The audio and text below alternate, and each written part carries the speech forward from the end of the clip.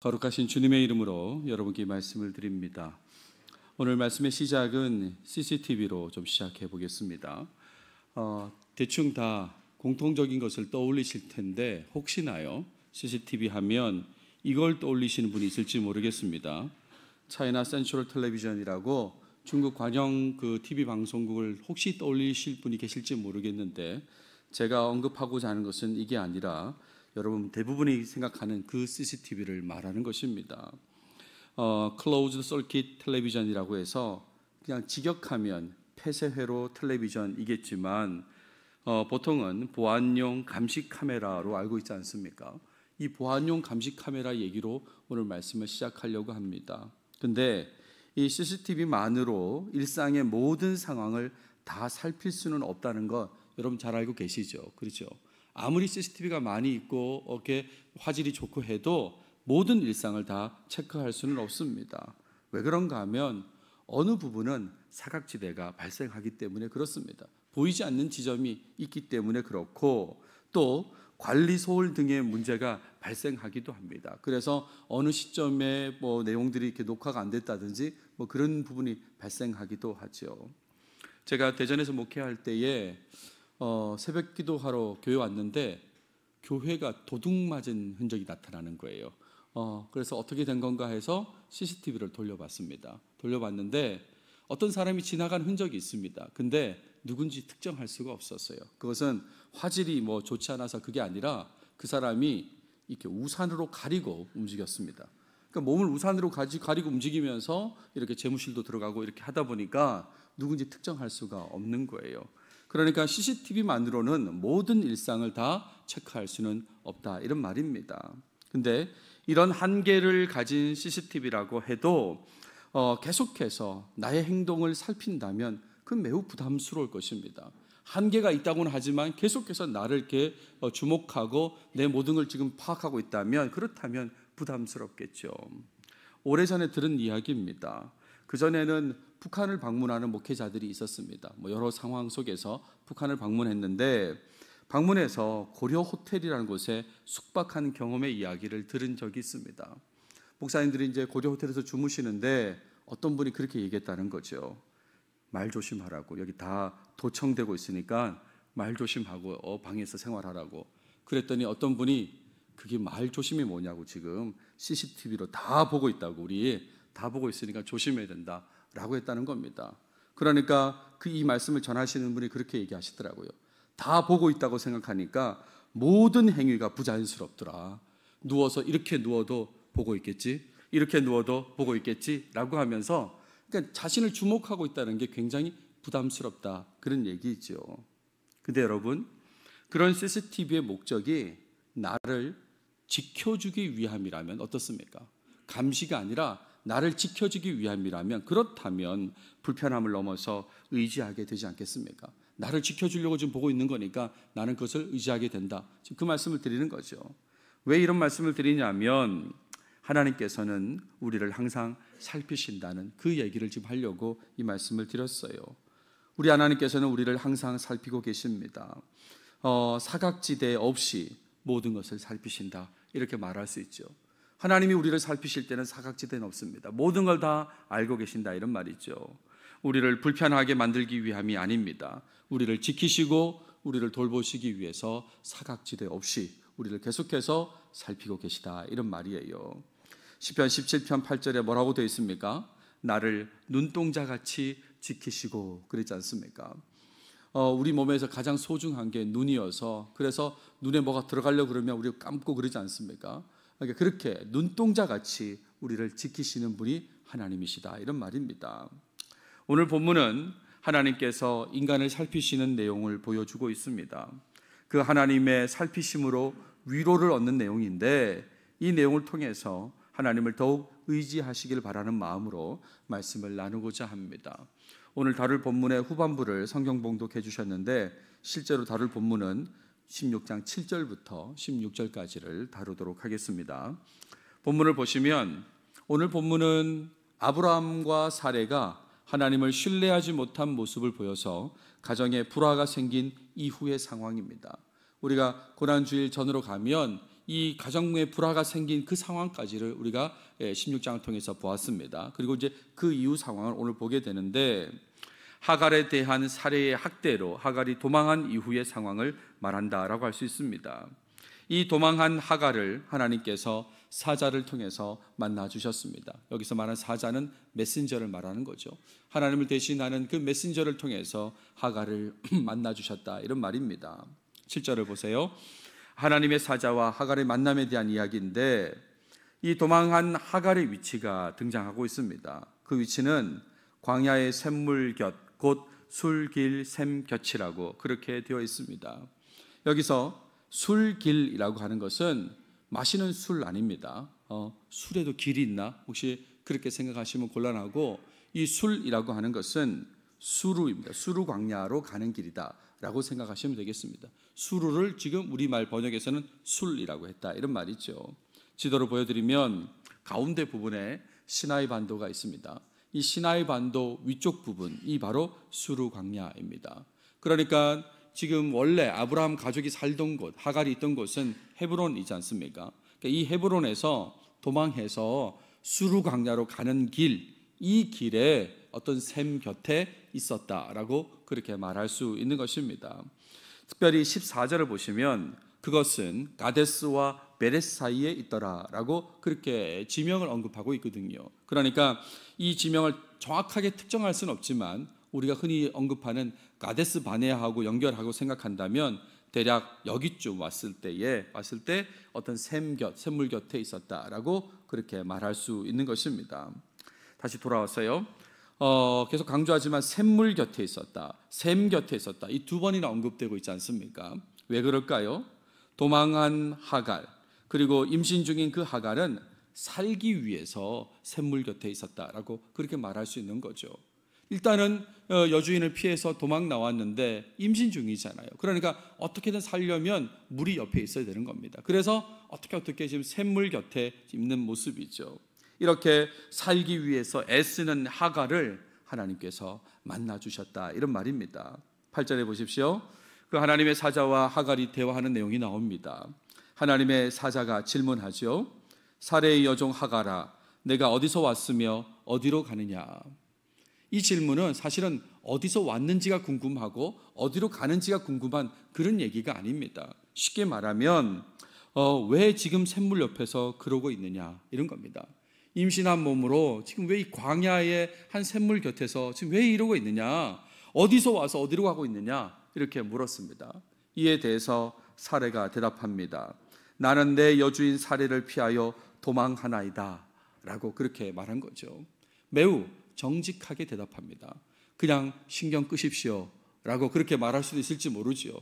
몸과 마음이 지치니까 그렇게 거칠게 반응할 수도 있는데, 정직하게 나는 내 여주인 사레를 피하여 도망하나이다 라고 했습니다. 그랬을 때에 하나님께서 그 하나님의 사자 메신저를 통해서 말씀을 전하시는데 12절까지 말씀이 계속 이어집니다. 가장 첫 번째 말씀은 이거지요. 여주인 사레에게 돌아가서 복종하라는 것입니다. 가서 복종해라 라고 그 얘기를 먼저 하는 거죠. 근데 이 얘기만 하면 하갈은 돌아갈 이유가 없는 겁니다. 지금 학대 때문에 도망 나온 건데 그냥 여주인 사레에게 돌아가서 복종해라 그러면 돌아가기 힘들죠. 근데 이어서 약속을 말씀해 주세요. 두 번째가 뭐냐면 너의 자손이 번성할 것이다 라고 했습니다. 얼마나 번성하냐면 셀 수 없이 번성될 것이다. 지금 하갈은 임신 상태입니다. 그 임신 상태의 아이를 출산하고 그 출산된 아이를 통한 자손들을 생각할 때에 셀 수 없이 번성할 것이다, 많아질 것이다. 그 정점에 어머니로서 너가 있다 라고 그렇게 지금 약속을 하시는 겁니다. 그러면서 또 출산할 텐데 성별도 얘기해 주십니다. 아들을 낳을 것이다 라고 얘기하는 거예요. 지금은 어떻게 합니까? 초음파로 이렇게 미리 알 텐데 하나님께서는 다 아시고 아들이다, 아들을 낳을 것이다 라고 해주십니다. 거기에다가 추가로 아들을 낳으면 이름을 이스마엘이라고 하라고 그렇게 얘기합니다. 뭐 이스마엘이라는 이름은 다 알고 계실 텐데 그 뜻도 얘기하고 있죠. 여호와께서 내 고통을 들으셨음이니라 라고 했습니다. 하나님께서 하갈의 고통을 들으시고 살피시고 그래서 이름을 이스마엘이라고 하라고 해주셨습니다. 그런 다음에 마무리로 그 아들은 나중에 갈등 속에서 살아갈 것이다. 이쪽 저쪽 부딪히면서 살아갈 것이다. 고도 얘기를 합니다. 이런 내용을 하갈이 들었어요. 그러니까 이 하갈이 13절에 고백하게 되는데 뭐라고 고백하냐면 나를 살피시는 하나님이라고 그렇게 고백하는 거죠. 그 구절을 읽어보겠습니다. 하갈이 자기에게 이르신 여호와의 이름을 나를 살피시는 하나님이라 하였으니 이는 내가 어떻게 여기서 나를 살피시는 하나님을 배웠는고 함이라. 자기가 너무 놀라운 거예요. 내가 어떻게 여기서 지금 샘물 곁에 광야의 샘물에서 지금 내가 하나님을 배웠을까? 나를 살피시는 하나님을 만났을까? 이렇게 놀라면서 고백하는 거죠. 하나님께서 자신을 살피고 계심에 대해서 확실히 경험한 것입니다. 그러니까 그 확실함을 가지고 하나님은 나를 살피시는 하나님이라고 그렇게 말했다, 이런 말이에요. 그러면서 그 지역에 대해서도 또 이름을 얘기합니다. 하갈의 고백이 따른 이름인데 하나님의 사자의 말씀을 들을 때 머물렀던 그 샘에 대해서 부엘라 헤로이라고 그렇게 불렀다, 이런 말이죠. 그 구절을 보시면 이러므로 그 샘을 부엘라 헤로이라고 불렀으며 그것은 가데스와 베레 사이에 있더라 라고 했습니다.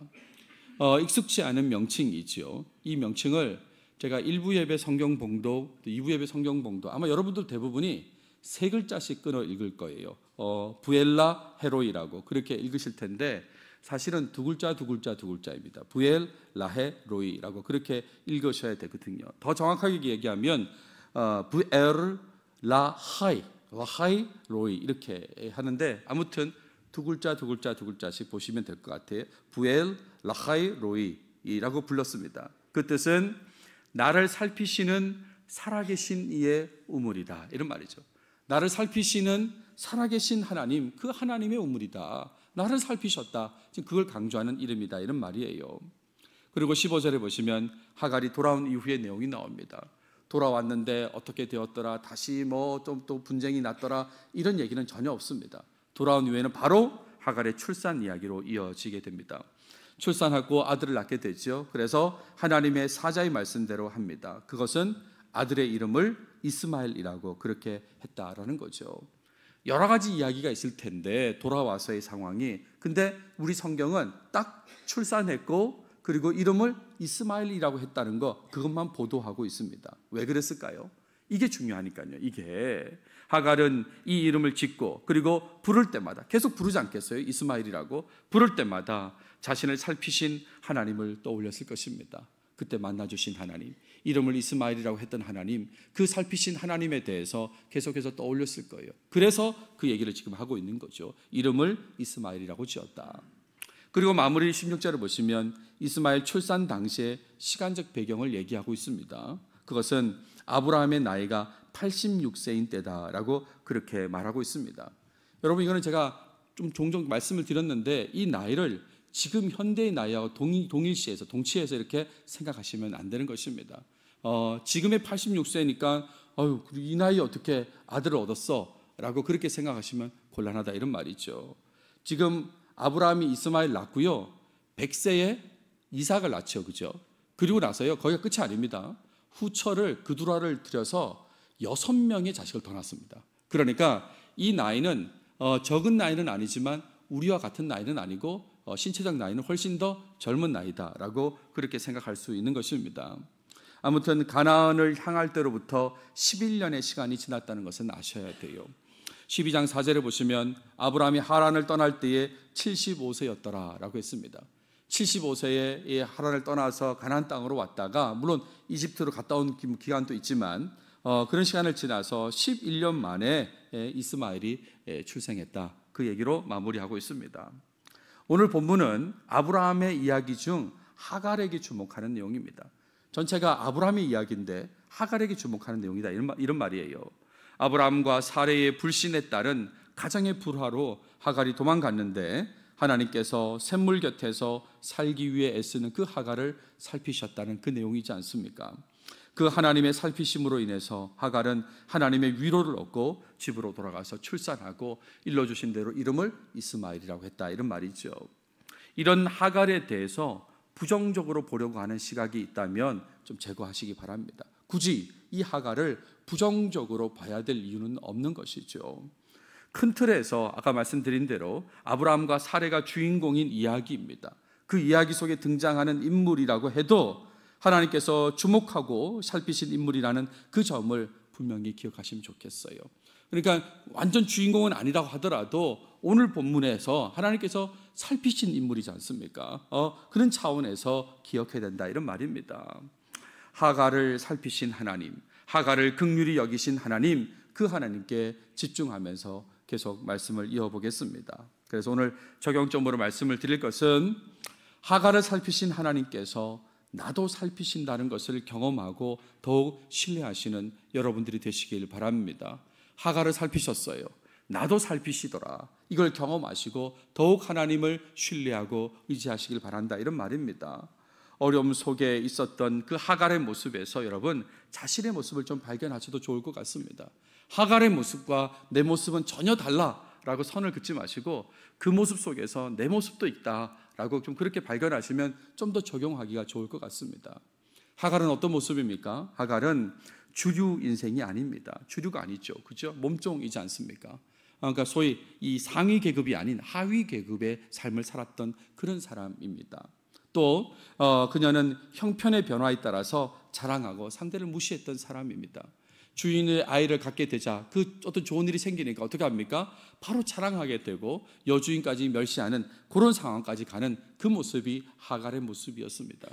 그리고 여주인으로부터 학대받았을 때 힘든 일이 생기니까 현실을 도피하려고 했던 모습이 바로 하갈의 모습인 것입니다. 이게 하갈의 모습이에요.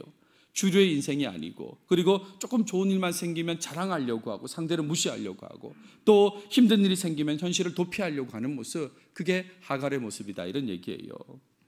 자기 자신 속에서 이런 연약함을 발견한다면, 하갈의 모습 같은 그 연약함을 발견한다면 하나님의 살피심, 하나님의 긍휼히 여기심이 정말 필요한 사람이란 걸 알아야 되는 거죠.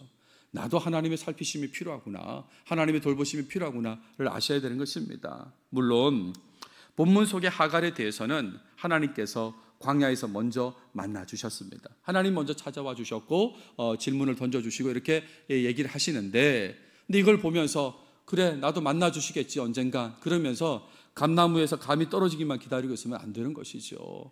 떨어지면 좋고 안 떨어지면 말고, 뭐 만나주시면 좋고 안 만나주시면 할 수 없고, 이런 식은 곤란하다, 이런 말입니다. 우리가 신경 써야 될 것은 오늘을 살아가는 우리는 하나님의 만나주심, 하나님의 살피심을 간절히 소망하며 살아야 된다는 것을 강조해서 말씀을 드립니다. 하나님 늘 우리를 살피시지만 특별히 우리 어려울 때에 하나님 나를 좀 살펴봐 주십시오, 나를 좀 도와주십시오, 만나 주십시오, 이렇게 간절히 소망하면서 살아야 된다는 것을 거듭 강조합니다. 요엘 선지자의 말씀을 한번 생각해 보세요. 요엘서 2장 32절에 누구든지 여호와의 이름을 부르는 자는 구원을 얻는다 그랬습니다. 누구든지 주의 이름을 부르면, 주님을 찾으면 구원을 얻는다 그랬어요. 하갈을 만나주시고 살피신 그 하나님을 간절히 찾고 구해야 된다, 이런 말입니다. 늘 우리 주님께서 나를 살피시지만 우리가 주님을 제대로 인식하지 못했거든요. 그러니까 어려움 속에 있다면 더욱더 하나님 나를 살펴주십시오, 나를 만나주십시오, 건져주십시오, 찾아야 된다, 이런 말이에요. 잠언의 말씀도 비슷한 내용을 말하고 있습니다. 잠언 8장 17절에 나를 사랑하는 자들이 나의 사랑을 입으며 나를 간절히 찾는 자가 나를 만날 것이니라. 나를 간절히 찾는 자가, 하나님을 간절히 찾는 자가 하나님을 만날 거라고 그렇게 말하고 있지 않습니까? 혹시 현재의 삶이 막다른 길이라고 생각하십니까? 매우 고달픈 삶이라고 생각하시는 분이 있을지 모르겠습니다. 뭐 아닌 분도 계시겠죠. 근데 실제 지금 현재의 삶이 너무너무 고달프고 막다른 길이라고 느껴지는 분도 있을지 모르겠습니다. 겨우 샘물 곁에서 생명을 유지하는 그런 어려운 삶이라고 생각하는 분이 있을지 모르겠습니다. 그렇다면 더욱 하갈을 살피신 그 하나님을 찾고 구해야 되는 것입니다. 찾고 구해야 됩니다. 나를 만나 주시라고, 내 삶을 살펴봐 주시라고, 좀 살펴봐 주십시오, 나를 살피십시오라고 그렇게 간절히 구해야 된다, 이런 말이에요. 온 세상을 창조하시고 주관하시는 하나님께서 보시기만 하면 해결될 것이라는 그 믿음이 있다면, 그렇다면 정말 하나님의 살피심을 간구하시길 바랍니다. 우리말 번역으로 하나님의 살피심, 그래서 나를 살피시는 하나님이라고 이렇게 번역되어 있지만 실제로는요 그냥 하나님께서 보신다라고 하는 표현이에요. 그냥 하나님께서 보신다. 하나님이 보시기만 하면 해결될 거다, 문제가. 하나님이 보시기만 하면 그럼 구원받을 거다라고 하는 그런 마음에서의 지금 표현이 나를 살피시는 하나님이라는 거지 않습니까? 그러니까 여러분도 그 사실을 믿는다면, 하나님이 쳐다봐 주시기만 하면 해결될 거라는 걸 믿는다면, 그렇다면 정말 하나님의 살피심을 간구하고 또 간구해야 하는 것입니다. 현실의 암담한 조건에 그냥 무너지는 사람은 여러분 가운데 아무도 없기를 바랍니다. 너무너무 힘들고 너무너무 힘들어서 그냥 무너질 수밖에 없다고, 그래서 다른 사람들도 지켜보면서 아우 이해가 된다고 그렇게 거기에 머물러 있어서는 안 된다, 이런 말이죠. 하나님께 구해야 되는 것입니다. 나를 살펴달라고, 나를 만나달라고 구해야 된다, 이런 말이에요. 하나님께서 살피실 때에 생각지도 못한 약속과 위로를 얻게 될 것입니다. 하갈이 이렇게 상황이 바뀔 거라고 일이라도 생각했을까요? 전혀 생각하지 못했어요. 근데 하나님께서 살피실 때에 약속도 얻고 위로도 얻지 않습니까? 그러니까 이런 하나님을 계속해서 구해야 되는 것입니다. 설교를 준비하면서 제가 참 어려웠을 때, 또 못난 모습을 보였을 때 생각이 나더라고요. 그 핵심은 골품제도입니다. 골품제도. 뭔지 아시죠? 그죠? 신라 사회의 신분제도가 바로 골품제도입니다. 이름 자체가 참 좀 마땅치 않은 그런 이름이에요. 뼈에 등급이 있다, 이런 말입니다. 소의 뼈가 아니고요, 사람 뼈에 등급이 있다는 거예요. 그 제도입니다. 혈통에 따라 신분에 일부 제한을 두었던 폐쇄적인 신분제도가 바로 골품제도이지요. 그래서 제일 높은 게 성골이고요, 그 다음 진골이고 6두품, 5두품, 4두품으로 가거든요. 여러분, 성골이란 말이 얼마나 웃긴 말입니까? 거룩한 뼈랍니다. 거룩한 뼈. 진골은요, 진짜 뼈. 그러니까 거룩한 뼈 사람들, 진짜 뼈 사람들, 이 사람들이 이제 최고 고위층을 형성하는 거죠. 그리고 6두품, 5두품, 4두품, 여기까지는 그래도 귀족 소리 듣는 사람들입니다. 그리고 3두품 이하는 평민이 되는 것이거든요. 근데 제가 왜 지금 골품 제도를 얘기하냐면, 사역자의 길을 걸어가면서 골품을 제가 많이 말했거든요. 너무 힘드니까 이 골품 제도를 계속해서 제가 얘기했습니다. 나는 성골, 진골이 아니어가지고 힘들다고. 무슨 말인지 아시겠습니까? 부모님 쪽으로 내가 성골이 아니어가지고, 진골이 아니어가지고 내가 힘들다. 사람들한테는 내가 6두품이라고 해. 지금 보니까 6두품이 아니더라고요. 6두품도 귀족인 거예요. 노비 아니었을까? 평민이나 노비 아닌가? 이런 상황이니까 굉장히 힘들다고. 저는 제 아버지의 직업을 부끄러워한 적이 한 번도 없습니다. 대한민국 경찰 공무원을 왜 제가 부끄러워합니까? 근데 제가 가는 이 길에 아버지의 직업은 별 영향이 없는 거죠. 근데 주위를 둘러보면 뭐 아버지가, 장인이, 큰형님이, 뭐 삼촌이, 이런 사람들이 많이 있으니까, 그러니까 사역제를 못 얻으면 얻을수록 이 골품 제도 때문에 성골, 진골이 아니어가지고 내가 이렇게 지금 차별을 당한다고 그렇게 불평을 가졌던 사람이었어요. 그러니까 제가 제일 싫어하는 게 뭘까요? 부자 세습이요. 이런 건 정말 싫습니다. 왜 부자 세습을 하는 거예요? 그리고 특채 싫어합니다. 청빙을 하는데 특채했다는 거예요. 특채. 그래서 저는 공채만 따로 모이려고요. 공채만. 그럴 정도로 왜 특채를 하는 거야? 거기도 성골, 진골의 영향이 있겠지. 뭐 이런 생각을 하기도 했습니다. 불평이 정말 많은 삶의 모습을 살았어요. 정말 가장 좀 안타깝고 하나님 앞에 죄송한 모습은 하나님의 역사를 폄훼하기도 했습니다. 누가 봐도 하나님께서 역사하셔서 일어나는 일인데도 불구하고 별거 아니라고 계속 그렇게 제가 얘기했던 적이 있거든요. 예를 들면 제 젊을 때 한참 부흥한 교회, 이름난 교회가 지금도 그렇지만 온누리 교회라는 교회입니다. 서빙구에 있는 교회인데, 근데 이 교회에 대해서 사람들이 관심을 가지고 경배와 찬양에 관심을 가질 때 제가 뭐라고 그랬냐면, 그거 다 신동아 그룹 때문에 그런 거야. 제가 그랬거든요. 신동아 그룹 때문에 그런 거야. 아니 내가 내 동서가 신동아 그룹 회장이면 나도 하겠네. 제가 그랬단 말입니다. 지금 생각하면 못할 것 같습니다. 제가 지금 제 동서가 신동아 그룹 회장이면 하루에도 잘 못할 것 같은데, 근데 정말 건방지게 이 상황이 안 되니까 다 그냥 누가 백이 되고 조건이 되어줘서 잘하는 거지 아닌 거야 라고 그렇게 불평했었거든요. 얼마나 못난 모습입니까? 근데 이런 나를 하나님께서 불쌍히 여기시고 만나주시고 살펴주셨습니다. 살펴주셨어요. 그래서 목회할 수 있도록 기회를 주셨습니다. 기회를 주셨어요. 얼마나 감사한지 모릅니다. 그래서 지금은 어려움을 느낄수록 하나님께서 나를 살피시기를 또 기대합니다. 더욱 간절히 찾게 된다, 이런 말이에요. 나를 건지셨으니까요. 하갈을 건지시듯이, 하갈을 살펴주시듯이 나를 살펴주셨으니까 그걸 경험한 저는 어려움이 생길 때마다 하나님을 찾게 되는 것입니다. 나를 또 살펴봐 주십시오. 나를 만나 주십시오라고 간절히 찾게 된다, 이런 말이에요. 항상 모든 일에 하나님의 살피심을 기대하며 살아가시는 여러분 모두가 되시길 바랍니다. 시편 121편 시편 기자는 이렇게 고백합니다. 여러분 잘 아시는 말씀이죠. 이스라엘을 지키시는 이는 졸지도 아니하시고 주무시지도 아니하시리로다. 하나님은 주무시지도 졸지도 않으신다는니다. 우리를 살펴보시는데 이렇다, 이런 말이죠. 그러니까 이런 하나님의 살피심을 간절히 구하시면서 하나님만 의지하며 살아가시길 바랍니다. 어려울수록 더욱 하나님의 살피심을 구해서 하나님의 위로와 약속, 하나님의 해결하심을 꼭 경험하시는 여러분 모두가 다 되시길 바랍니다. 기도하겠습니다. 하나님 감사합니다. 오늘 또 우리에게 창세기를 통해서 말씀해 주셔서 감사합니다. 특별히 오늘은 하나님께서 하갈을 살피시는 모습을 보게 하셨는데, 그런 하나님께서 나의 삶도 살피심을 신뢰하게 하시고 어려울수록 더욱 주님의 살피심, 만나주심을 기대하고 기도하는 모습이 우리 모습이 되게 도와주시옵소서. 아무리 우리 삶의 조건이 암담해 보인다 할지라도 거기에 좌절하는 사람 아무도 없게 하시고 더욱 주를 의지해서 다시 일어나는 모습이 우리 교인들의 모습이 되도록 꼭 도와주시옵소서. 이 모든 말씀 예수님의 이름으로 기도드렸습니다. 아멘.